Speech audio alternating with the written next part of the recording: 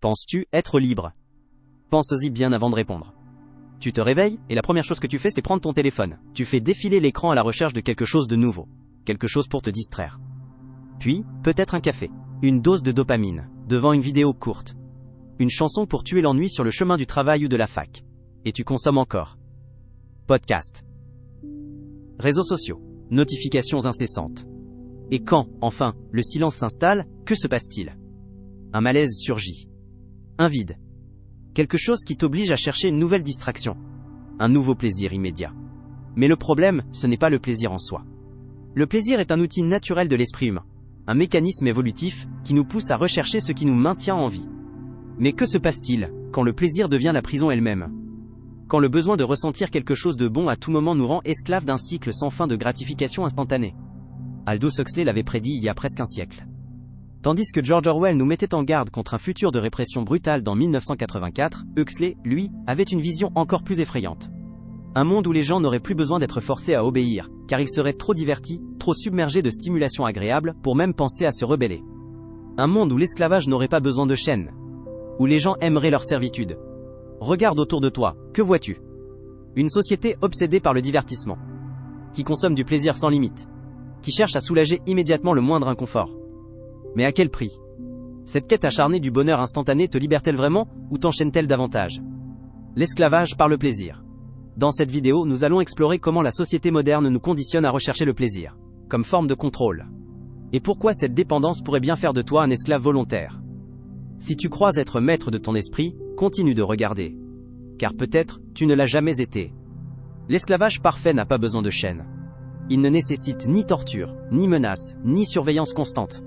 Il a juste besoin d'une chose simple mais terriblement efficace. Le plaisir. Quand le plaisir devient le centre de l'existence, la servitude se déguise en liberté. Et c'est exactement ce que Huxley avait prédit dans Le meilleur des mondes. Imagine un monde où les gens ne remettent rien en question. Parce qu'ils sont constamment divertis. Où la quête de sens est remplacée par la consommation de distractions bon marché.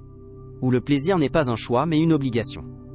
Dans sa dystopie, Huxley dépeint une société où les individus sont conditionnés dès la naissance à fuir tout inconfort. Dès qu'un doute, une douleur ou une angoisse surgit, une solution immédiate, une dose de soma, la drogue parfaite, qui rend tout le monde docile et anesthésié. Mais ce monde est-il vraiment une fiction? Regarde ta propre vie. À chaque fois que tu ressens de l'ennui, de la tristesse ou de la frustration, que fais-tu? Tu t'arrêtes pour comprendre ce que tu ressens? Ou tu cherches immédiatement une distraction? Réseaux sociaux, séries, nourriture, alcool, sexe, pornographie, jeux. La liste est interminable. Nous vivons à l'ère de la gratification instantanée, où tout inconfort peut être écrasé en quelques secondes d'un simple toucher d'écran. Et le plus dangereux, c'est que tout cela semble être un choix. Personne ne t'oblige à consommer du contenu 24h/24. Personne ne te force à perdre des heures sur TikTok ou Instagram. Personne ne pointe une arme sur ta tête en te disant « achète ça, mange ça, continue de scroller ». Mais si c'est un choix, pourquoi est-ce si difficile d'arrêter? Le conditionnement invisible. La réponse tient en un mot, conditionnement. Quand ton cerveau s'habitue à rechercher du plaisir immédiat à la moindre gêne, il en fait un réflexe, une norme. Et à force, tu perds la capacité de faire face à l'ennui, au silence, à l'introspection. Ton esprit devient incapable d'être seul avec lui-même. Et sans t'en rendre compte, tu deviens exactement ce que Huxley avait anticipé. Un esclave heureux. Non pas prisonnier par la force, mais par le plaisir. Mais pourquoi ce conditionnement est-il si puissant? Comment en vient-il à bloquer toute pensée critique et à nous piéger dans ce cycle addictif? SITU veut XTE libéré. As-tu déjà remarqué à quel point il est difficile d'arrêter? Même quand tu sais que tu devrais faire quelque chose de productif, ta main glisse automatiquement vers ton téléphone. Ton cerveau réclame une nouvelle notification, une nouvelle vidéo, une nouvelle stimulation. Ce n'est pas un hasard. Tu as été entraîné à cela. Depuis la naissance, nous sommes conditionnés à éviter le moindre inconfort. L'école ne nous apprend pas à penser, mais à répéter.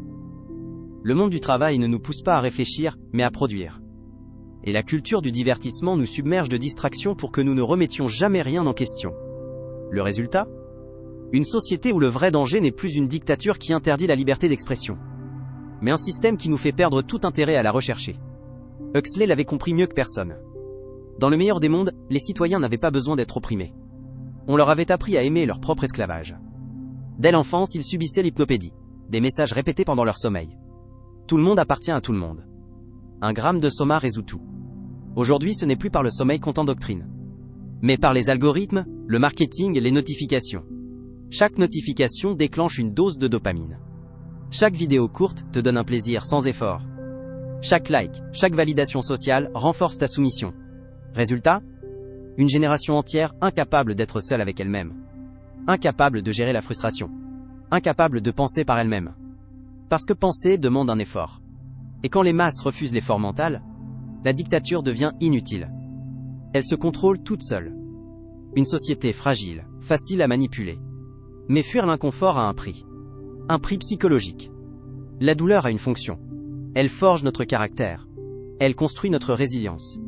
Mais si on l'évite tout le temps, on devient fragile. Et un être fragile est facile à manipuler.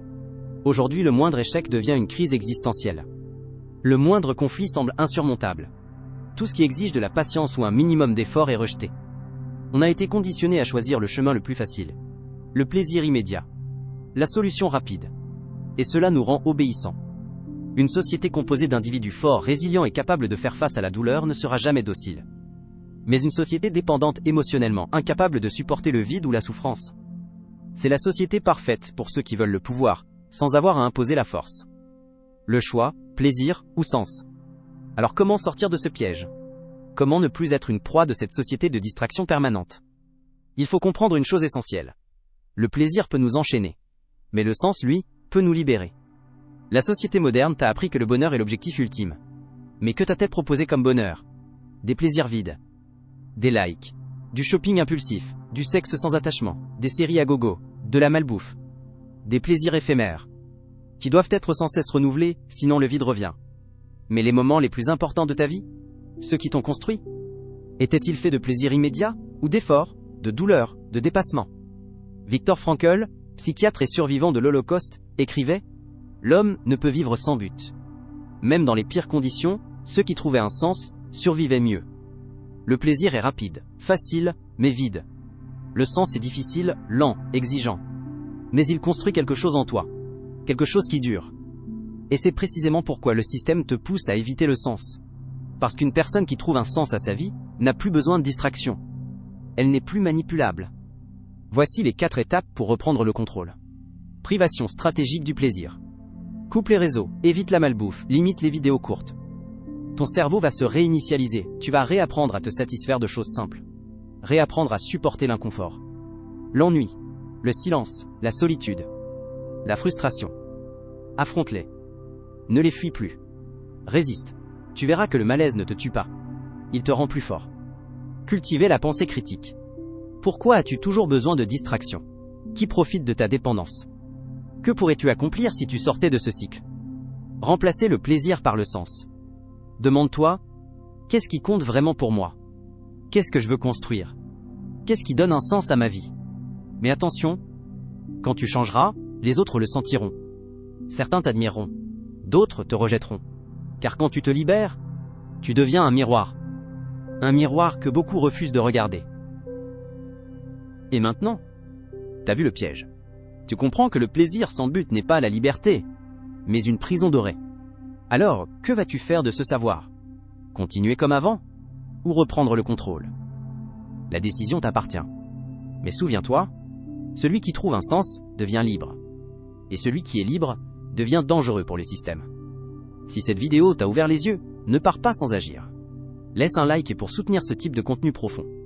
Partage en commentaire ce qui t'a le plus marqué ou ce que tu es prêt à changer dès aujourd'hui. Et surtout, abonne-toi à la chaîne et active la cloche pour ne plus subir le flux, mais en reprendre le contrôle. Ici, on ne se contente pas de consommer.